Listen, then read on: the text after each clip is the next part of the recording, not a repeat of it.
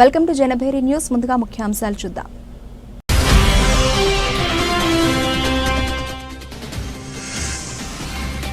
Supplementary పరీక్షల కోసం ప్రత్యేక శిక్షణ తరగతులు సద్వినియోగం చేసుకోవాలి. జిల్లా కలెక్టర్ పి ప్రశాంతి.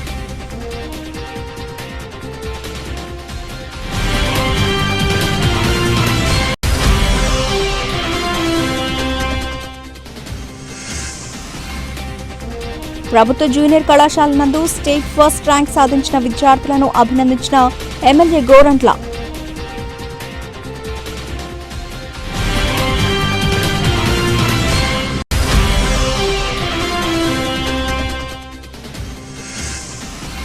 ఇరవై 25న పీసీసీ చీఫ్ షర్మిలారెడ్డితో కలిసి గవర్నర్ను కలుస్తాం.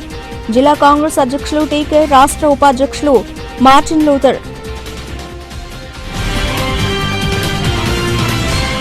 దివ్యాంగత్వం చదువుకి అడ్డంకి కాదని నిరూపిస్తూ 100% దివ్యాంగురాలైన ఆకుల లావణ్య లక్ష్మి ఇటీవల విడుదలైన ఓపెన్ స్కూల్ 10వ తరగతి పరీక్షా ఫలితాల్లో 500 మార్కులకు 345 సాధించడం ద్వారా ఎంతో మందికి స్ఫూర్తిగా ఆదర్శంగా నిలిచారని జిల్లా కలెక్టర్ పి ప్రశాంత్ తెలియజేశారు. బుధవారం స్థానిక కలెక్టర్ చాంబర్ నుంచి లావణ్య లక్ష్మితో కలెక్టర్ ఫోన్లో మాట్లాడి అభినందించడం జరిగింది.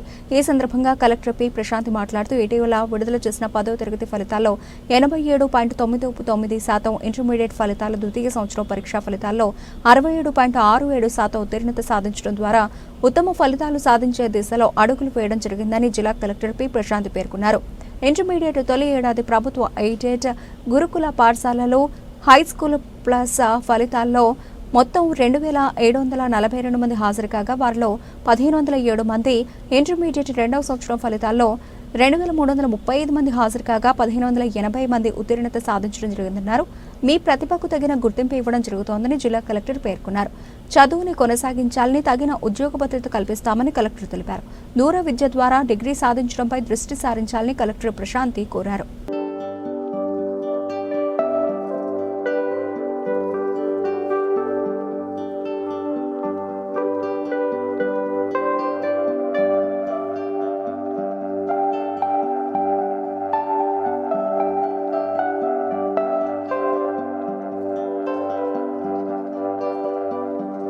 భవిష్యత్తు తరాలకు ఆరోగ్యవంతమైన ఆహారాన్ని అందించాలనే లక్ష్యం కోసం ప్రతి రైతు తప్పనిసరిగా వారు సాగు విస్తీర్ణంలో దశలవారీగా ప్రకృతి వ్యవసాయ దిశగా అడుగులు వేయాలని జిల్లా కలెక్టర్ పి ప్రశాంత్ విజ్ఞప్తి చేశారు. మంగళవారం సాయంత్రం కడియం మండలం మాధవరాయుడు పాలెం గ్రామంలో గ్రామ సర్పంచ్ చంటి వ్యవసాయ క్షేత్రంలో ప్రకృతి వ్యవసాయ భూములను పరిశీలించారు. ఈ సందర్భంగా కలెక్టర్ పి ప్రశాంత్ మాట్లాడుతూ కేంద్ర రాష్ట్ర ప్రభుత్వాలు ప్రకృతి వ్యవసాయాన్ని ప్రోత్సహిస్తూ లాభసాటిగా ఉండేలా తగిన సూచనలు, సలహాలు ఇవ్వడం జరుగుతోందని పేర్కొన్నారు. చంటి లాంటి ఆదర్శ రైతులతో ప్రకృతి వ్యవసాయ సాగు పెంచడంపై అవగాహన కల్పించడం జరుగుతోందని, ఈ నేపథ్యంలో క్షేత్రస్థాయిలో పరిశీలన చేసినట్లు తెలిపారు. కేవలం కొన్ని పంటలకి మాత్రమే పరిమితం కాకుండా మినుములు, పెసలు వంటి పంటలు సాగు చేయడం జరిగిందని రైతు చంటి వివరించారు. ప్రజలు చిరుధాన్యాలు కూడా రోజు తీసుకునే ఆహారంలో ఉండేలా చూసుకోవాలని, పిల్లలకి పోషక విలువలు కలిగి ఉన్న చిరుధాన్యాలు తినడం వల్ల కలిగే ప్రయోజనాలు వివరించాలన్నారు. కలెక్టర్ వెంట జిల్లా వ్యవసాయ అధికారి ఎస్ మాధవరావు, గ్రామ సర్పంచ్ చంటి తదితరులు పాల్గొన్నారు. విద్యారంగాన్ని నూతన విధానాలతో కూటమి ప్రభుత్వం ముందుకు తీసుకువెడుతుందని, విద్యా వైద్యానికి పెద్దపీట వేస్తున్నామని రూరల్ శాసనసభ్యులు గోరంట్ల బుచ్చయ్య చౌదరి పేర్కొన్నారు.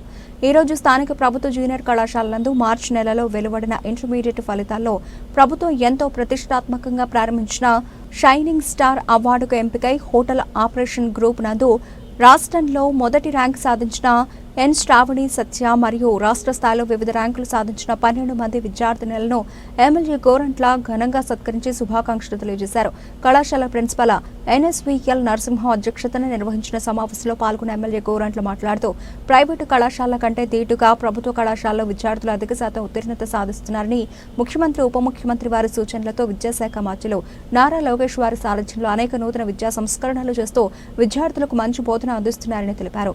ఈ కార్యక్రమంలో జిల్లా ఇంటర్మీడియట్ విద్యాధికారి శ్రీమతి డి విజయశ్రీ, ధవళేశ్వరం కళాశాల ప్రిన్సిపల్ జేవి సుబ్రహ్మణ్యం, కళాశాల incharge P Trinatharaju, B Ramakrishna, B V Prasad, A Kalyan Kumar, K Mounika, N Aruna, స్థానిక నాయకులు మురా దుర్గాంజనేయులు, ముందేసి హరినాథ్ రెడ్డి, కొప్పిశెట్టి చిన్ని, నరసింహమూర్తి, ఏ లక్ష్మణరావు తదితరులు పాల్గొన్నారు.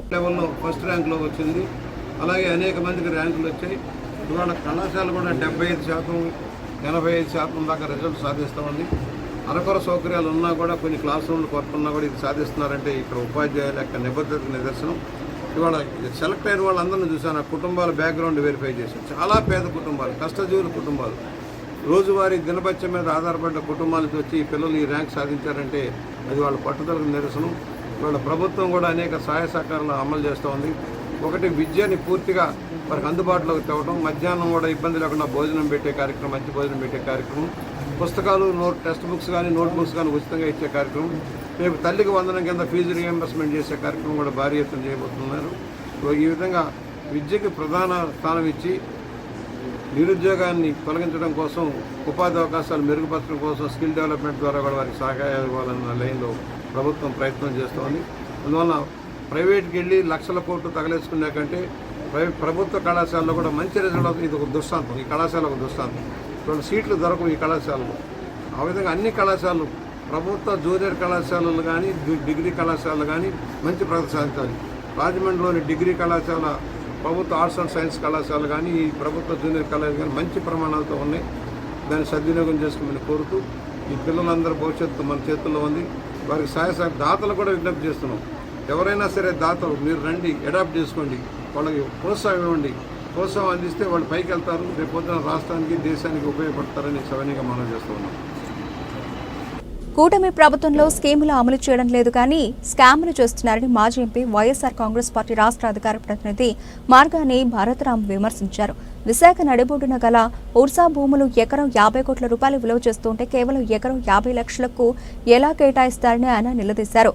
ఊరు పేరు లేని కంపెనీలు తెచ్చి 3,000 కోట్ల రూపాయలు విలువ చేసే 56 ఎకరాల భూమి తక్కువ రేటుకి ఎలా కట్టబెడతారని ఆయన ప్రశ్నించారు. ఇది అధికార దుర్వినియోగం కాదా అని ఆయన ప్రశ్నించారు. వైఎస్ఆర్ కాంగ్రెస్ పార్టీ సిటీ కార్యాలయంలో బుధవారం ఉదయం ఏర్పాటు చేసిన మీడియా సమావేశంలో ఆయన మాట్లాడుతూ, ఒక పక్క రాష్ట్రంలో అప్పుల మీద అప్పులు చేస్తూ మరోపక్క విలువైన భూములను తక్కువ ధరకు దారాదత్తం చేసేస్తున్నారని విమర్శించారు. భూముల వ్యవహారం బయటకు ఎక్కడ వస్తుందోనని రాష్ట్రంలో ప్రభుత్వం చిల్లర రాజకీయాలు చేస్తోందన్నారు. అందులో భాగంగా నీతి నిజాయితీలకు మారుపేరైన ఐపీఎస్ అధికారి సిఎస్ఆర్ ఆంజనేయులను అరెస్టు చేశారని ఆయన ఆరోపించారు.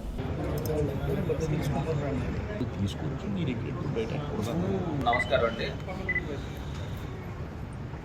ఈరోజు ఆంధ్రప్రదేశ్ రాష్ట్రంలో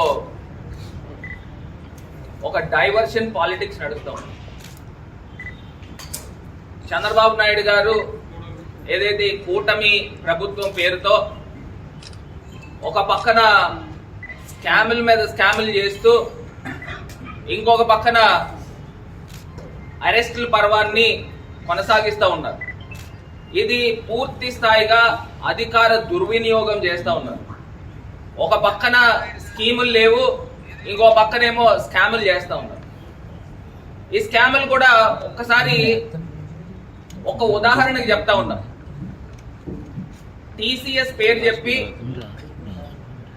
ఏదైతే భూమిని 1,000 కోట్ల రూపాయల భూమిని 99 పైసలు అంటే ₹1 ఇచ్చిన సందర్భం.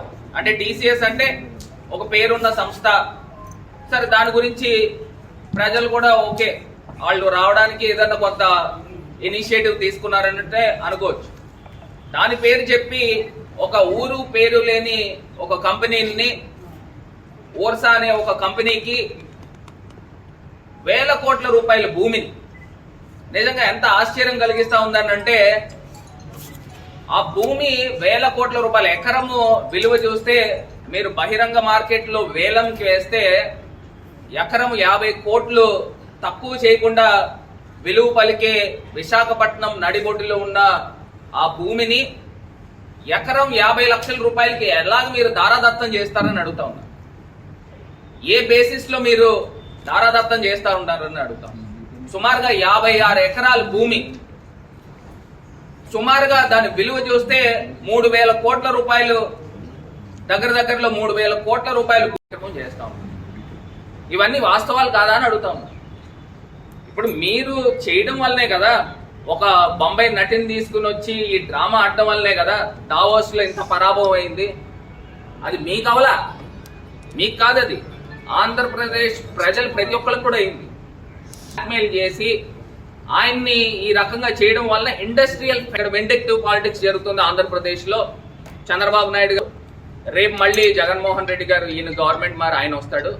ఇవన్నీ తలకాయ నొప్పులు మాకి మహారాష్ట్రలోను తెలంగాణలోను పెట్టుబడులు పెడుతున్నారు. ఆంధ్రప్రదేశ్ చంద్రబాబు నాయుడు గారు అవలంబించిన విధానాలు కాదా అని అడుగుతా ఉన్నా. ఒక పెద్ద ఇండస్ట్రియలిస్ట్ ని అసలు జిందాల్ స్టీల్స్ వాళ్ళు 3 లక్షల కోట్ల రూపాయలు ఎంఓయూ చేసుకున్నారు. 3 లక్షల కోట్ల రూపాయలు. మరి అదే డబ్బు ఆంధ్రప్రదేశ్ చేయకపోతే మొత్తం ఇండస్ట్రియల్ ఫెటర్నిటీ అంతా కూడా దూరం అయిపోయిన పరిస్థితులు కనబడతా ఉన్నాయి. మరి ఇలాంటి ఊరు దాంట్లో స్కాములు చేసి మరి ఈ రకంగా రాష్ట్రాన్ని దోచే కార్యక్రమం చేస్తా ఉన్నారని కూడా ఈ సందర్భంగా నేను ఇక్కడి నుంచి అయినా కూడా చంద్రబాబు నాయుడు గారిని ఒకటే కోరుతా ఉన్నా. చంద్రబాబు నాయుడు గారు ఎక్కడికి వెళ్ళారు? దావోస్ వెళ్ళాడు. దావోస్ వెళ్ళినప్పుడు ఏం జరిగిందండి? ఇప్పుడు ఈ లోకేష్ గారు ఇవి చాలా ఇండియా టుడే కాన్క్లేవ్ లోను వీటిల్లోనూ రకరకాల మాటలు చెప్పారు. హైదరాబాద్కి తెలంగాణకు హైదరాబాద్ ఉంది, కర్ణాటకకు బెంగళూరు ఉంది, తమిళనాడుకి చెన్నై ఉంది, మాకు చంద్రబాబు నాయుడు ఉన్నాడని చెప్పాడు. మరి ఇదే చంద్రబాబు నాయుడే కదా దావోస్ వెళ్ళాడు. దావోస్ వెళ్ళినప్పుడు మరి ₹1 అయినా ఎంఓయూ చేసుకున్నారా అని అడుగుతా ఉన్నా. ₹1 అయినా చేసుకున్నారా? మరి ఏమి గేట్స్ గారు అని చెప్తా ఉన్నారు కదా, ఆయనతో మీటింగ్లు పెట్టుకున్నారు. పోనీ ఆయనైనా కనీసం సరే చంద్రబాబు నాయుడు గారు వచ్చారు కదా, ఒక 10,000 కోట్లు ఎంతో మీరు ఎంఓయూ చేసుకోవాలి కదా, మీకు ఏమైపోయింది అని అడుగుతా ఉన్నా. మీకున్న అనుభవము, మీకున్న ఆ గ్లామరు ఏమైపోయింది? ఈ రకంగా ఇండస్ట్రియలిస్ట్ ని ఇబ్బందులు పెట్టే కార్యక్రమం చేస్తేనే ఈ రకమైన కార్యక్రమాలు జరుగుతాయి. ఇప్పుడు ఆల్రెడీ కొంతమందికి బెయిల్స్ ఇవ్వడం జరిగింది. కొంతమంది ముందస్తు బెయిల్స్ ఐపీఎస్ అధికారులు పెట్టుకుంటే దానికి కూడా హైకోర్టు ఇవ్వడం జరిగింది. ఇవన్నీ జరిగిపోయి ఒక 3-4 నెలలు గడిచిన తర్వాత ఇప్పుడేయో దాన్ని ప్రజల్ని డైవర్ట్ చేయాలి. ప్రజల్ని డైవర్ట్ చేయాలని అంటే ఏం చేయాలా? ఒక సినీ నటిని మళ్ళీ తెరపైలను క్రియేట్ చేయడం గురించి ఒక మరి నిజాయితీ గల వ్యక్తి రాష్ట్రంలో ఇది ఎవరి తాలూకా ల్యాండ్ డీల్ అని అడుగుతా ఉన్నారు. మా కేసునేని నాని గారు క్లియర్ కట్ గా బట్టబయలు చేశారు. ఈ విజయవాడ ఎంపీకి ఏ రకమైన సంబంధాలు ఉన్నాయి ఈ ఊర్సాకి సంబంధించి అని. అంటే ఇది కేవలము మీ తాలూకా మీ సామాజిక వర్గంలో మీ బినామీల్ని పెట్టుకుని ఏ రకంగా వేల కోట్ల రూపాయల భూముల్ని ఈ రకంగా అన్యాక్రాంతం చేసే కార్యక్రమం చేస్తా ఉన్నారనేది ఒక్కసారి రాష్ట్ర ప్రజలు గమనించమని కోరుతాం. ఆంధ్రప్రదేశ్ రాష్ట్రంలో మెడికల్ కాలేజీలు అమ్మేయడం ఏంటంటే నాకు అర్థం కాల. ఈ చంద్రబాబు ఎంత పెద్ద మనిషి, ఆయన 14 సంవత్సరాలు ముఖ్యమంత్రి చేసి ఇది ఇంకొక సంవత్సరం 15 సంవత్సరాలు ముఖ్యమంత్రి చేసిన వ్యక్తి ఒక్క గవర్నమెంట్ ఒకటి తీసుకురాకపోగా జగన్మోహన్ రెడ్డి గారు కోవిడ్ వచ్చింది. ఆ కోవిడ్ వచ్చిన టైంలో ప్రజలందరూ కూడా బిలబిల్లాడిపోయారు. సో ప్రతి జిల్లాకి ఒక గవర్నమెంట్ మెడికల్ కాలేజ్ ఉండాలి, అందులో వేల మంది స్టూడెంట్స్ అందరూ కూడా మెడిసిన్ చేయాలి, అందరూ కూడా ఒక గవర్నమెంట్ హాస్పిటల్ ఒక మెడికల్ కాలేజ్ 2 అనుసంధానం చేస్తూ గొప్ప నిర్ణయాలు తీసుకున్నారు. దాన్ని గవర్నమెంట్ మెడికల్ కాలేజీని మళ్ళీ వీళ్ళ తాలూకా బినామీలు ఏ రకంగా దారాదత్తం చేస్తా ఉన్నారు. అసలు ఎట్లాగండి ఇది ఎక్కడ న్యాయం అని అడుగుతా ఉన్నా. ఇప్పుడు రాజమండ్రినే చూడండి కడతా ఉన్నారు. వీళ్ళు గవర్నమెంట్ వచ్చిన తర్వాత వర్క్స్ ఎక్కడ ముందుకెళ్ళట్లా. ఆల్రెడీ ఒక అకాడమిక్ ఇయర్ కంప్లీట్ అయింది, దాన్ని ఇప్పుడు తెరపైకి తీసుకొచ్చే కార్యక్రమం చేస్తాం. నేను అదే మీడియా సాక్షిగా అడుగుతా ఉన్నా. ఇప్పుడు ప్రభుత్వము మద్యం అమ్మకాలు జరిగితే స్కామ్ జరుగుతుందా, లేకపోతే ప్రైవేటు వ్యక్తులు మద్యాల అమ్మకాలు జరిగితే స్కామ్ జరుగుతుందా అని అడుగుతా ఉన్నా. ఎవరు అమ్మితే స్కామ్ జరుగుతుందనండి? ఇప్పుడు ప్రభుత్వం అమ్మింది, ప్రభుత్వం అమ్మిన డబ్బంతా కూడా ప్రభుత్వ ఖజానాలోకి వెళ్తుంది. ప్రభుత్వ ఖజానాలోకి వెళ్ళి ఆ ఆదాయాన్ని అంతా కూడా గవర్నమెంట్ స్కీమ్స్ రూపేణా వాడుతూ ఉన్నారు. ఇప్పుడు ఇది ఏం చేస్తూ ఉన్నారు, వీళ్ళు ప్రైవేటు వ్యక్తులకి ఇచ్చి ఒక పక్కనేమో బెల్ట్ షాపులు నడుపుతా ఉన్నారు, ఒక పక్కనేమో తీసుకుని వచ్చి పర్మిట్ రూమ్లని యథేచ్ఛగా కూర్చోబెట్టి తాగిస్తూ ఉన్నారు, ఒక పక్కనేమో రాత్రి లేదు, అపరాత్రి లేదు, అర్ధరాత్రి లేదు, రాత్రి తెల్లవారులు మద్యం షాపులు ఓపెన్ చేసి ఆ పక్క నుంచి వెనకాల గేట్ పెట్టి లోపలికి జనాలను తోలుతానే ఉన్నారు. అక్కడ తీసుకుని వచ్చి మద్యం అమ్మకాలు అమ్ముతానే ఉన్నారు, తాగిస్తానే ఉన్నారు. మధ్యాంధ్రప్రదేశ్గా తయారు చేసే మరి వ్యక్తులుగా కనబడతా ఉన్నారు. ఈ రకంగా చేస్తూ మరి ఇంత అన్యాయం చేస్తూ ఇంత అవినీతి చేస్తూ మళ్ళీ స్కామ్ తీసుకొచ్చి గత ప్రభుత్వంలో జరిగిందని ఏ రకంగా బనాయిస్తారని అడుగుతా ఉన్నాం. ఇప్పుడు మద్యం అమ్మకాలు యథేచ్ఛగా ప్రైవేట్ వ్యక్తులు చేస్తూ ఉంటే, ఇప్పుడు విపరీతమైన సేల్స్ చేస్తూ ఉంటే అప్పుడు లంచాలు ఇస్తారా, ఇప్పుడు లంచాలు ఇస్తారా? ఇంకా సుమారుగా 33% షాపులు తగ్గించే కార్యక్రమం చేశారు గత ప్రభుత్వంలో. మరి షాపులు తగ్గిస్తే లంచాలు ఇస్తారా, షాపులు పెంచితే లంచాలు ఇస్తారా అని అడుగుతా ఉన్నా. టైం తగ్గిస్తే లంచాలు ఇస్తారా, రాత్రి తెల్లవార్లు కూర్చోబెట్టి తాగిస్తే లంచాలు ఇస్తారా? ఎక్కడ ఇస్తారనండి? ఇప్పుడు ప్రభుత్వం చేస్తా ఉంది. నేను ఇంక ఇది కాకుండా ఇంకోటి కూడా చెప్తా ఉన్నా. ఇప్పుడున్న గతంలో ఉన్న జగన్మోహన్ రెడ్డి గారి ప్రభుత్వంలో ఏదైనా కొత్త డిస్టిలరీలకి పర్మిషన్లు ఇచ్చారా అని అడుగుతాం. చంద్రబాబు నాయుడు గారి టైంలో ఇచ్చిన డిస్టిలరీలనే కదా ప్రభుత్వం టేక్ ఓవర్ చేసుకుని ఇవన్నీ కూడా వాళ్ళ ద్వారాగా నడిపించింది. ఇప్పుడు చంద్రబాబు నాయుడు గారు ఇచ్చిన డిస్టిలరీలు 2014 నుంచి 19 దాకా గతంలో ఆయన ప్రభుత్వంలో ఉన్నప్పుడు అప్పుడే బేసిక్ రేట్లు ఆ బేసిక్ రేట్లు పెంచకుండా మా ప్రభుత్వంలో చేశాం. మరి ఎక్కడ అవినీతి జరిగినట్టండి నాకు తెలియగా అడుగుతాను. ఇది కాకుండా ఇప్పుడు ఈఏ ఎంపిక చేసుకున్న 4-5 డిస్టిలరీలకు మాత్రమే అధికంగా ఆర్డర్లు ఇస్తే లంచాలు ఇస్తారా, లేకపోతే అన్ని డిస్టిలరీలు దాదాపు సమాన స్థాయిలో ఆర్డర్లు ఇస్తే లంచాలు ఇస్తారా అని అడుగుతాం. గతంలో చంద్రబాబు నాయుడు గారి టైంలో కేవలము ఒక 4-5 డిస్టిలరీలను ఎంచుకుని దానికి అత్యధిక ఆర్డర్లు ఇచ్చేవారు. కానీ జగన్మోహన్ రెడ్డి గారి ప్రభుత్వంలో అన్ని డిస్టిలరీలకి సమానంగా ఆర్డర్లు ఇస్తే ఎక్కడ ఎక్కువ లంచాలు ఇస్తారంటే నాకు తెలియగలుగుతాను. ఒక్కసారి అయిపోయి మాట్లాడు. ఇవి కాకుండా నేను అడుగుతా ఉన్నా, ఇప్పుడు మా పార్లమెంట్ ఫ్లోర్ లీడర్ అయిన మిథున్ రెడ్డి గారిని ఇందులో తీసుకొస్తా ఉన్నారు. నాకు తెలియక అడుగుతా ఉన్నానండి.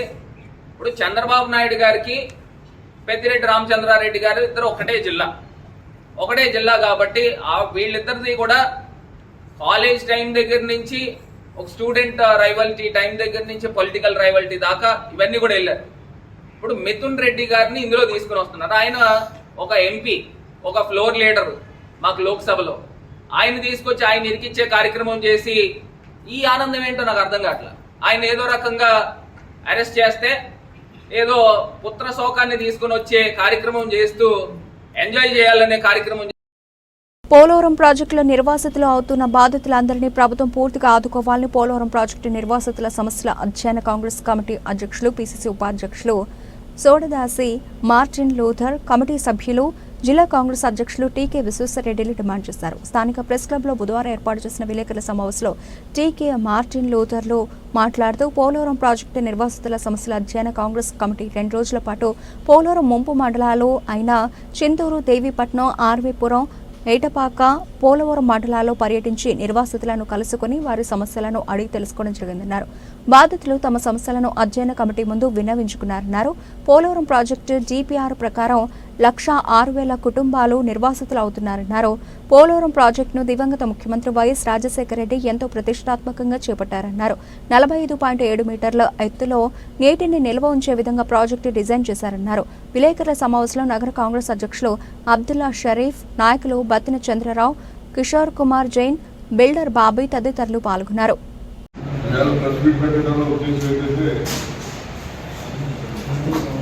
నిన్న మొన్న 2 రోజులు కూడా పోలవరం ప్రాజెక్టు వల్ల ముంపుకి గురయ్యే బాధితులకి వాళ్ళ యొక్క పరిస్థితులు, స్థితిగతులు పరిశీలించడానికి ఏదైతే పిసిసి అధ్యక్షురాలు వైఎస్ చంద్రబాబు గారి కమిటీ ఏర్పాటు చేశారో ఆ కమిటీ అధ్యక్షుడిగా మార్టిన్ గారు, మెంబర్గా నేను, అలాగే మిగతా వాళ్ళు కూడా మెంబర్స్ పాల్గొన్నారు.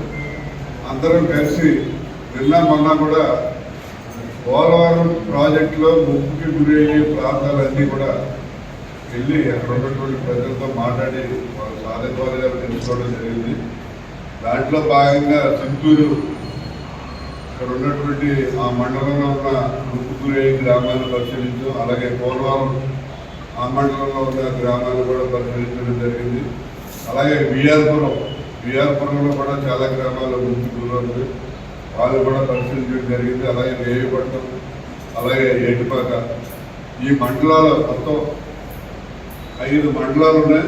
ఈ 5 మండలాలు కూడా ముంపుకి గురవుతుంది. ప్రాంతాలన్నీ కూడా పరిశీలించి అక్కడ ముంపు బాధితులతో అందరితో కూడా మాట్లాడి రావడం జరిగింది. చాలా గ్రామాలు అయితే రెడీ అయి మునిగిపోయే గ్రామాలు అయినా కూడా వాటిని ఈ ఆర్ఆర్ ప్యాకేజ్ లిస్టులో చేర్చలేదు. వాళ్ళు చాలా బాధపడుతున్నారు. మనం అక్కడికి వెళ్ళి వాళ్ళతో మాట్లాడుతుంటే ఎవరికైనా చాలా బాధ కలుగుతుంది. ఎందుకంటే ఇప్పుడు నుంచో ఉంటారు, వాళ్ళు 50 ఏళ్ళు 100 ఏళ్ళు నుంచి అక్కడ ఉంటారు. అలాగే గుడ్డు గోదాం, అలాగే ఏ పశువులు పెట్టుకుని అందరూ హ్యాపీగా వాళ్ళ జీవనం సాగిస్తున్నారు. విహారయాత్రకి వెళ్ళిన వాళ్ళే అతి దారుణంగా భార్య ఉంటే భర్తను చంపించారు, కుటుంబ సభ్యులు ఉంటే ఇంటి యజమాని, అలాగే 26 మందిని దారుణంగా కాల్చి చంపడం జరిగింది. అందులో 2 విదేశీయులు కూడా ఉన్నారు, వాళ్ళు కూడా చంపారు. చాలా దారుణం. మరి ఈ చర్యని కాంగ్రెస్ పార్టీ తరఫు నుంచి దీన్ని చాలా తీవ్రంగా ఖండిస్తున్నాం. మరి ఇప్పుడు కూడా ఇంకా తీవ్రవాదం ఇలా జరుగుతుంది, ఈ రకంగా తీవ్రవాదం సంధిస్తున్నారంటే అది కేంద్ర ప్రభుత్వం వైఫల్యం అని చెప్పుకోవాలి. అమిత్ షా గారు మొన్న ప్రకటించారు ఏంటంటే అసలు తీవ్రవాదం అనేది లేదు, భారతదేశంలో మొత్తం తీవ్రవాదం ఉన్నాయి. కానీ 26 మందిని ఒకేసారి తీవ్రవాదులు చాలా దారుణంగా ఫ్యామిలీ అందరూ ఉండగా అక్కడ యజమాని చంపారు, భార్య భర్త ఉండగా భర్తను చంపారు. అలా చాలా దారుణంగా జరిగింది. దీనికి మీరు వివరంగా ఖండిస్తూ మరి ఆ కుటుంబ సభ్యులు అందరూ అంటే ఎందుకంటే 45.7 మీటర్ల హైట్ లో వాటర్ కనుక స్టాగ్నెంట్ పెడితే 20,000 కుటుంబాలకి వాటర్ ఆర్ఆర్ ప్యాకేజ్ 4,000 కుటుంబాలకి ఆర్ఆర్ ప్యాకేజీ అకౌంట్ చేసే ఉద్దేశంతో చంద్రబాబు నాయుడు గారికి మరి ఆయన పిలిచి చేస్తున్నాడో తెలియక చేస్తున్నా మన ఇవాళ పోలవరం ప్రాజెక్ట్ అనేది ఉమ్మడి రాష్ట్రాల్లో 2 రాష్ట్రాలు తీసుకోవడం జరిగింది. దాని ప్రకారం ₹1 ఖర్చు పెట్టినా కేంద్ర ప్రభుత్వం ఇస్తుంది. కేంద్ర ప్రభుత్వాన్ని అడగడం మానేసేసి 45.7 మీటర్ల హైట్ వాటర్ స్టోరేజ్ మానేసి 41.15 సాటిస్ఫై అయిపోయామంటే ఈ 85,000 కుటుంబాలను ఏం చేద్దాం అనుకుంటున్నాం చంద్రబాబు నాయుడు అని చెప్పి నేను ప్రశ్నిస్తున్నాం. అలా ప్రాజెక్టు 40 చాలా ఇదిగా చెప్పి యాక్చువల్గా మరి పోలవరం ప్రాజెక్ట్ అనేది రాజశేఖర రెడ్డి గారి యొక్క డ్రీమ్. దానికి ఒక డిపిఆర్ తయారు చేశారు. ఆ డిపిఆర్ ప్రకారం ఏంటంటే సిల్వే, అప్పర్ కామండర్, లోయర్ కామండర్, అలాగే డయాఫ్రమ్ వాల్ కట్టి పోలవరం ప్రాజెక్టు అనేది రాసి దానివల్ల 106,000 కుటుంబాలు ముంపుకి గురవుతాయని అప్పట్లో డిపిఆర్లో తయారు చేయడం జరిగింది. దాన్నే మరి సెంట్రల్ ఎన్విరాన్మెంటల్ వాళ్ళకి కూడా సబ్మిట్ చేశారు. యాక్చువల్గా అయితే ప్రాజెక్ట్ అయితే యాజ్ పర్ డిపిఆర్ కన్స్ట్రక్షన్ చేస్తారు, కానీ వాటర్ స్టాగ్నెంట్ లెవెల్ మాత్రం 45.7 మీటర్ల ఎత్తు ఏదైతే డిపిఆర్లో ఉందో 45.7 మీటర్ల ఎత్తు వాటర్ స్టాగ్నెంట్ చూపించవలసిన మానేసి దాన్ని తగ్గించేసి 41.15 మీటర్ల ఎత్తుకే వాటర్ స్టాగ్నెంట్ పెడతామని చెప్పి మన కేంద్ర ప్రభుత్వం మన పార్లమెంట్లో నిర్మలా సీతారామన్ గారిని కానీ లేకపోతే మన అసెంబ్లీలో మన నారా చంద్రబాబు నాయుడు గారు వాళ్ళు ప్రజలు ఉండి అడిగితే వాళ్ళు తప్పుదావా పట్టించడానికి వాళ్ళు వేరే రకంగా చెప్తారు. ప్రాజెక్టు ఎత్తు ఒక అందులో కూడా తగ్గించట్లేదని ఏం చూపెడతారు లోకేష్. ప్రాజెక్టు ఎత్తు తగ్గించడం ఎవరంటే వాటర్ స్టోరేజ్ కెపాసిటీ మీరు ఎంత పెడుతున్నారు? 45.7 మీటర్ల ఎత్తులో వాటర్ స్టాగ్నెంట్ పెట్టవలసింది మీరు 41.15 దానివల్ల ఏంటంటే 41.15 మీటర్ల ఎత్తులో వాటర్ స్టాగ్నెంట్ పెడితే మీరు ఏదైతే పవర్ ప్రాజెక్ట్ కట్టాలనుకున్నారో 936 మెగావాట్ల పవర్ ప్రాజెక్టు దాని వాడాలి, అది ఉపయోగం లేదు. అలాగే అటువైపు కానీ ఎడమవైపు కాలువలు కానీ కుడివైపు కాలువలు విజయవాడ వైపు వెళ్ళి కెనాల్స్ కానీ లేకపోతే వైజాగ్ వెళ్ళి కెనాల్స్ కానీ న్యాచురల్ ఫ్లో వాడాలి. న్యాచురల్ ఫ్లో వాడాలన్నప్పుడు మీరు ఆ ప్రాజెక్ట్ కట్టి ఉపయోగించి 41.5 41.15 మీటర్ల ఎత్తులో వాటర్ స్టాగ్నేజ్ పెట్టడం వల్ల ప్రాజెక్టు కూడా దండగా మీరు 52,000 కోట్లు ఖర్చు పెట్టి కట్టిందంతా బూడిలో కొంచెం పన్నీరు, దానివల్ల ఏ మాత్రం కూడా ఉపయోగం ఉండదు. ఇదేదో డెవలప్మెంట్ ఆరగట్ట టైప్లో ఉంటుంది. మీరు ఏదైతే ఒరిజినల్ గా రాజశేఖర రెడ్డి గారు డిజైన్ చేసిన డిపిఆర్ ప్రకారం 45.7 మీటర్ల ఎత్తులో వాటర్లో స్టాక్ పెడితేనే ప్రాజెక్టుకి వాల్యూ, అప్పుడే పవర్ ప్రాజెక్టు తిరుగుతుంది. Natural flow.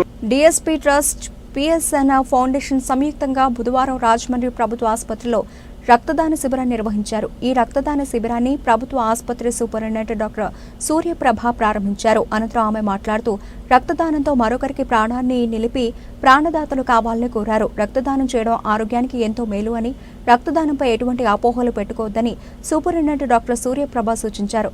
డిఎస్పీ ట్రస్ట్ నిర్వాహకులు వనం దుర్గాప్రసాద్, పిఎస్ఎన్ ఫౌండేషన్ నిర్వాహకులు పట్నాల మురళీకృష్ణ మాట్లాడుతూ పేదల కోసం తాము అనేక సేవా కార్యక్రమాలు చేపడుతున్నామని, అవసరార్థులకు నిత్యావసర వస్తువులు, ఆర్థిక సహాయం అందజేయడంతో పాటు అన్నదానం చేస్తున్నట్లు తెలిపారు. అలాగే రక్తదాన శిబిరాలు ఏర్పాటు చేస్తున్నామని, యువత పెద్ద సంఖ్యలో పాల్గొని రక్తదానం చేసి తమకు సహకరిస్తున్నారన్నారు. అనంతరం డిఎస్పీ ట్రస్ట్, పిఎస్ఎన్ ఫౌండేషన్ తరఫున ప్రభుత్వ ఆసుపత్రికి ప్లాస్టిక్ కుర్చీలు బహూకరించారు. ఈ కార్యక్రమంలో అభిమళ బాబూజీ, వంగూరి ప్రేమ్ కుమార్, రాజ్బాబు, ప్రభు, నవీన్ తదితరులు పాల్గొన్నారు. ఈ సందర్భంగా రాజ్బాబు, నవీన్, ప్రభుకుమార్ తదితరులు రక్తదానం చేశారు.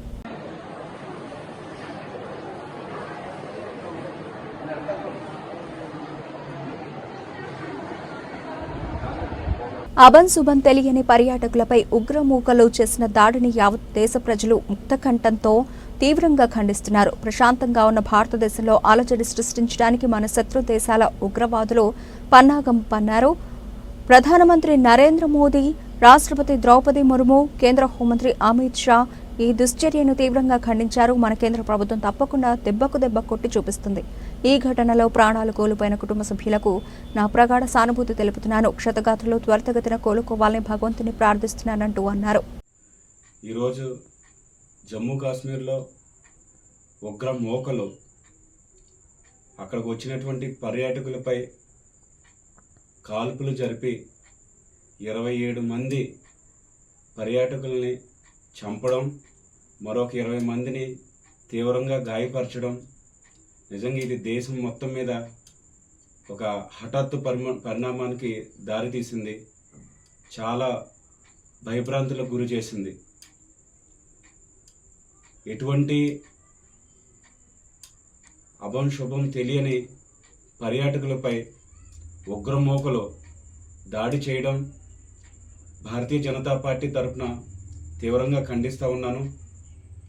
ప్రధానమంత్రి నరేంద్ర మోదీ గారు, రాష్ట్రపతి ద్రౌపది ముర్ము గారు, అలాగే కేంద్ర హోంమంత్రి గారు అమిత్ షా గారు ముగ్గురు కూడా ఇప్పుడు జరిగినటువంటి ఉగ్రమూకలు చేసినటువంటి ఈ దాడిని తీవ్రంగా ఖండించడం, అలాగే హోంమంత్రి అమిత్ షా గారు హుటాహుటిన జమ్మూ కాశ్మీర్కి వెళ్ళడం జరిగింది.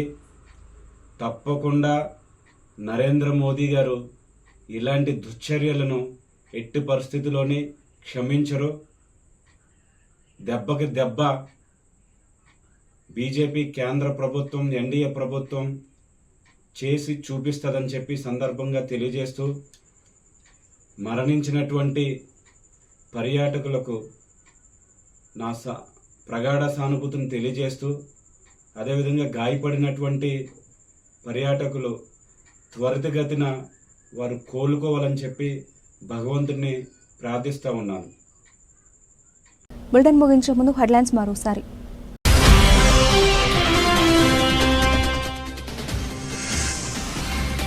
సప్లిమెంటరీ పరీక్షల కోసం ప్రత్యేక శిక్షణా తరగతులు సద్వినియోగం చేసుకోవాలి. జిల్లా కలెక్టర్ పి ప్రశాంతి.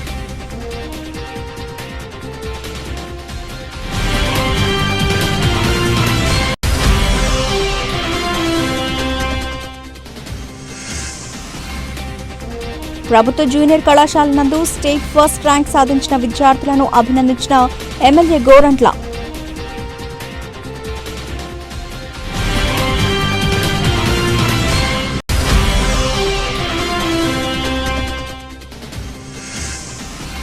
ఇరవై 25న పీసీసీ చీఫ్ షర్మిలారెడ్డితో కలిసి గవర్నర్ను కలుస్తాం.